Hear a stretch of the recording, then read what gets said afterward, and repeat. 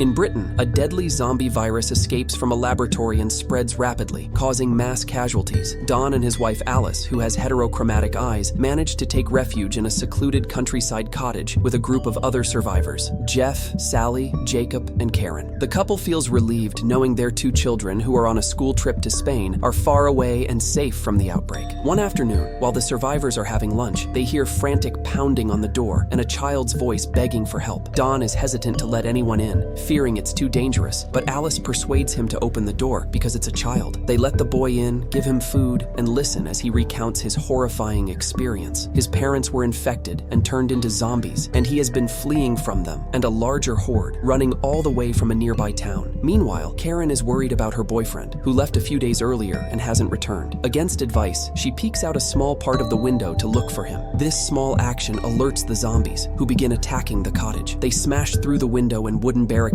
grabbing Karen and biting her arm. Jacob rushes to pull her back inside, but it's too late. Karen quickly turns into a zombie. She vomits blood and starts attacking Jacob. Don intervenes, striking Karen on the head to stop her, allowing Jacob to escape. As more zombies break in, Don stays behind to hold them off, giving the others a chance to escape. Alice and the boy flee down a hallway, but zombies begin breaking through the windows. Alice and the boy run upstairs, but in the chaos, the boy sprints ahead, and Alice loses sight of him. Meanwhile, Jeff, Sally, and Jacob attempt to escape through the cottage's barn. Zombies pursue them, and Jeff holds the door to buy Sally and Jacob time to flee. Unfortunately, the door is kicked in, and Jeff is overwhelmed and killed by the zombies. Sally watches in horror as her husband is devoured, but her hesitation costs her. She is caught by the zombies, and Jacob, unable to save her, is forced to let go and close the hatch to escape. Sally is consumed by the horde while Jacob climbs out through a window. Downstairs, Don fights off several zombies, but eventually loses his weapon and is forced to retreat. Hearing Alice's scream, he rushes to find her. Don pleads with Alice to escape, but she refuses to leave without the boy. As Don moves on, Alice finally finds the boy hiding, but before she can reach him, a zombie separates them. Trapped and desperate, Alice begs Don for help, but he's paralyzed with fear. Instead, Don shuts the door and escapes through a window, abandoning Alice and the boy to the zombies. With dozens of zombies chasing him, Don sprints across the farmland, ignoring Alice's screams from the window. He reaches a river dock where Jacob is attempting to untie a motorboat. Don jumps in first and starts the motor while Jacob works to free the boat. As Jacob tries to board, he slips and falls into the river, where he is bitten by the zombies swarming the water. Jacob soon transforms into a zombie and tries to attack Don. In self-defense, Don kicks him into the water and starts the motorboat, killing Jacob with the propeller blades before safely sailing away. 15 days after the outbreak, Britain is put under strict quarantine. By day 28, the virus has completely destroyed the country. 5 days later, the zombies start dying of starvation, and 11 weeks after the initial outbreak, the USA sends NATO forces to London to begin cleaning up. By 18 weeks, Britain is officially declared free of infection, and reconstruction efforts start in week 24, with Britons who escaped during the chaos being allowed to return. American soldiers remain stationed in London to patrol and protect the city. Among them are Sniper Doyle and helicopter pilot Flynn. The soldiers, bored from the lack of threats, spend their time joking over the radio. A new plane arrives carrying a group of children returning from their school trip, which irritates Dr. Scarlett. She believes it's too soon to expose kids to the still recovering city. While running tests on the newcomers, she meets Tammy and Andy, Don and Alice's children. Scarlett notices Andy has 2 different colored eyes, and he explains it's a trait he got from his mom. Once the siblings are cleared as healthy, they board a train to District 1, a secure and fortified repatriation zone. During the train ride, they watch as soldiers burn infected bodies, clean up toxic waste, and disinfect every corner of the city. When they reach District 1, the siblings reunite with their father, Don, who takes them to his well-furnished apartment. Don explains that his role as District 1's caretaker gave him access to the nice living space, but the kids are more focused on what happened to their mom. Don lies to them, saying Alice was killed by zombies at the cottage, leaving him unable to save her. That night, Andy has a nightmare about Alice turning into a terrifying zombie. Frightened, he wakes up and goes to sleep with Tammy, admitting that he's scared of forgetting what their mom looked like. The next morning, while Don is out at work, Tammy and Andy sneak out of the apartment without telling him. They carefully cross the side of the bridge to leave the safe zone, which catches the attention of Doyle, who is watching from his sniper position on a rooftop. Doyle alerts his team, but the siblings run off into an abandoned part of London, enjoying the freedom from adult supervision. While exploring, they come across a delivery bike outside a pizzeria. Tammy goes inside to look for the keys and is horrified to find rotting bodies scattered throughout the place. Covering her nose and mouth, she cautiously takes the keys from one of the corpses, only to be startled by a swarm of cockroaches. Grabbing a helmet as well, Tammy hurries back back outside to join Andy. The two then ride through the city on the bike, seeing the destruction caused by the outbreak and the many graves that have been added in the months since the disaster. Eventually, they arrive at their old home. Inside, they gather a few of their belongings and a photo of Alice. When Andy explores the attic, he finds the windows covered, rotten food on a table, strange marks on the walls, and even their names carved into the surface. Andy suddenly sees someone in the mirror and assumes it's Tammy, but the person steps out, revealing it to be Alice. She has a bloodshot eye, but otherwise seems fine. Alice rushes to hug Andy. At first, he's happy, but her hug quickly becomes too strong and intense. Just then, the military arrives, separating the siblings and capturing Alice. Later, Alice is thoroughly washed and strapped to a stretcher for testing. Scarlett tries asking her questions, but Alice stays silent. Scarlett takes a blood sample and discovers that Alice was bitten but never transformed into a zombie. This confuses Scarlett until further tests reveal that Alice carries the virus and can infect others, yet she's immune herself. Scarlett realizes Alice could be crucial in developing a vaccine. However, the higher-ups argue that Alice is too dangerous and must be killed to prevent her from spreading the virus, telling Scarlett to finish her tests later on Alice's corpse. Meanwhile, Tammy and Andy are in quarantine. When Don visits them, they angrily confront him for lying about their mother. Feeling ashamed, Don sneaks past the military guards to visit Alice in her isolation room. He apologizes for abandoning her, explaining that it was a panic-driven reaction. Alice forgives him and says, "I love you." Moved, Don says it back and kisses her. However, Alice's saliva infects him immediately. Don starts feeling unwell and quickly transforms into a zombie, yelling in pain as the virus takes over. Alice, still tied to the stretcher, is horrified as Don lunges at her. Unable to defend herself, she is beaten, bitten on the neck, and her eyes are crushed by the raging zombie. Don then attacks and kills several guards with his bites before escaping the hospital and spreading the virus throughout District 1. When the military learns what's happened, they move to a secure bunker and initiate a full lockdown under Code Red. Soldiers begin preparing for battle as the infection spreads rapidly. Meanwhile, Tammy and Andy's guard enters their quarantine room but soon returns as a zombie, banging on the glass to reach them. Before he can break through, Scarlett shoots him in the head, killing him instantly. She frees the kids and takes them with her, running past piles of bodies in the hospital as they try to escape. The group ends up in a chaotic crowd of people, desperately trying to flee. When soldiers stop them, insisting that civilians must take a separate route, Scarlett declares that the kids are high-priority individuals. The situation escalates into an argument, and in the confusion, Andy gets separated from Scarlett and Tammy. He is pushed along with other civilians into a safe room garage, which soldiers lock to protect them. Moments later, the district's power goes out, leaving everyone in darkness. While waiting in the garage, Andy hears a noise near the door and goes to investigate. To his horror, he sees his zombie father, Don, covered in blood. Don violently shakes the door until he breaks in, immediately attacking the trapped civilians and biting them. Andy panics and tries to hide as the virus spreads rapidly in the overcrowded garage. Chaos erupts as more people are bitten, turning into zombies and infecting even more victims, making the situation spiral out of control. Andy climbs over the panicked crowd and crawls into the ventilation system to hide. Meanwhile, the remaining civilians break the lock on the door and rush up the stairs, unknowingly letting the zombies escape with them, spreading the virus further. On the streets, emergency lights are turned on, allowing soldiers to move toward the hospital while rooftop snipers provide cover. Zombies soon reach the hospital lobby, forcing Scarlett and Tammy to run while the soldiers open fire. Doyle and the other rooftop snipers expertly take down zombie after zombie, but no matter how many they kill, more keep coming. It becomes increasingly difficult to tell who is infected and who isn't. The soldiers are ordered to shoot only zombies, but with chaos breaking out on the security cameras, the higher-ups admit they've lost control and give the devastating order to kill everyone in sight. As the soldiers open fire indiscriminately, Andy emerges from the vents and finds himself in the middle of the chaos. Fortunately, Doyle is watching over the area and refuses to shoot at survivors. He kills all the zombies around Andy, including one that almost gets the boy, giving him a chance to escape with other survivors. On the rooftops, some zombies manage to attack and kill snipers. With the streets temporarily cleared, Doyle is forced to retreat. Andy finds refuge in a warehouse where he reunites with Scarlett and Tammy, telling Tammy about their father. Shortly after, Doyle joins them and offers to guide the group out of the area before the military bombs it. The group exits through the back door, sneaking through the streets and staying in the shadows to avoid detection by guards. When Flynn's helicopter flies overhead, Doyle tells the group to wait and distracts Flynn over the radio. Once Flynn moves on, Doyle leads the group forward.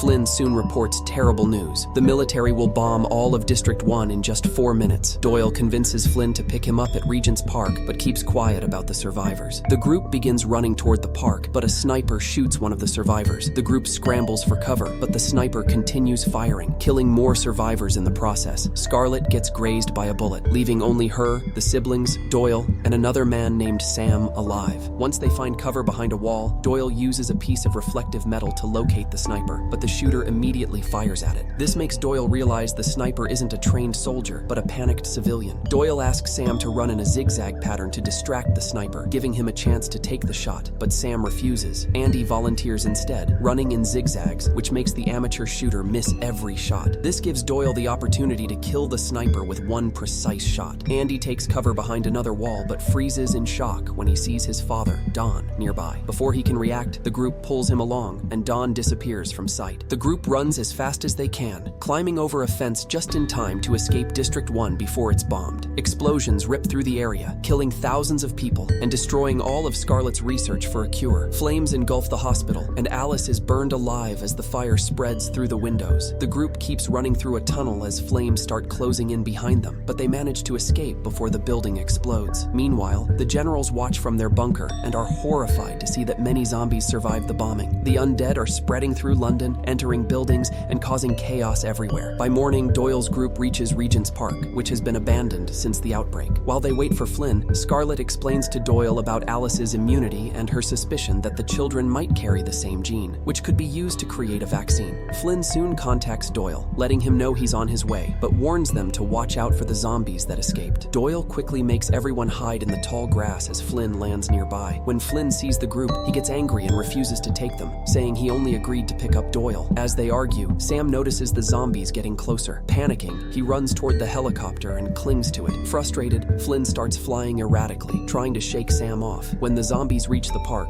Flynn uses the helicopter's rotor blades to kill many of them, covering the grass with blood and gore. However, a few zombies survive and start chasing Doyle, Scarlett, and the kids. Eventually, Sam falls off the helicopter, and since he's drenched in blood, he likely turns into a zombie. The group continues running as fast as they can while Doyle shoots any zombies that get too close. Flynn tells Doyle to meet him at Wembley Stadium, but insists on leaving the others behind. As the group turns a corner, they are shocked to see the military pumping gas into the city. They rush into a car to hide, but the zombies catch up and begin shaking the vehicle, smearing blood all over the windows. Soon, the gas reaches the zombies and kills them instantly. Moments later, soldiers arrive with flamethrowers to burn anything left alive. Doyle tries to start the car, but when it won't work, he gets out to push start it. His effort allows Scarlett and the kids to escape, but Doyle is burned alive by the soldiers in the process. Scarlett takes the wheel and speeds through London, but military helicopters spot them and start shooting. After narrowly dodging gunfire, Scarlett drives into the subway tunnels, where the group continues on foot. The lower tunnels are pitch black, so Scarlett uses Doyle's night vision scope to guide the children down an escalator. However, they accidentally step on some old bodies, slip, and fall, causing them to get separated. Scarlett starts yelling for the siblings, eventually finding Tammy, but the noise attracts a zombie. The creature grabs Doyle's weapon and brutally beats Scarlett to death. Afterward, Tammy finds Scarlett's body and is devastated. Meanwhile, Andy ends up alone on a dark platform, where he's attacked by the same zombie that killed Scarlett. The zombie bites Andy on the neck, and by the time Tammy arrives, it's too late. Tammy is horrified to realize the zombie is her father, Don. After a brief hesitation, she shoots him dead. Heartbroken, Tammy checks on Andy, but he runs away. Scared of infecting her, Tammy chases after him, and when Andy trips and falls, she notices his eye turning bloodshot, just like Alice's. This confirms that Andy is also immune to the virus. The siblings eventually reach Wembley Stadium and tell Flynn about Doyle's death. With no other choice, Flynn takes the kids aboard his helicopter, flying them out of Britain and into mainland Europe. 28 days later, Flynn's helicopter is found abandoned in France. Someone is heard calling for help over the radio, and a massive horde of zombies is seen running toward the Eiffel Tower, revealing that the virus has now spread beyond Britain.